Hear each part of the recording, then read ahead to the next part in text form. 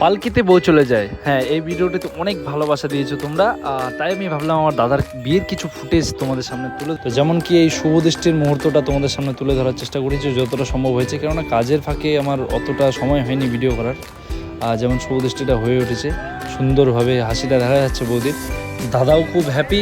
তারপরেই আর কি মালা বদলের পালা শুরু হতে চললো, আর কন্যাপক্ষ বৌদিকে উঠানো শুরু করলো, কিন্তু বৌদি তো পাচ্ছিল ভয়।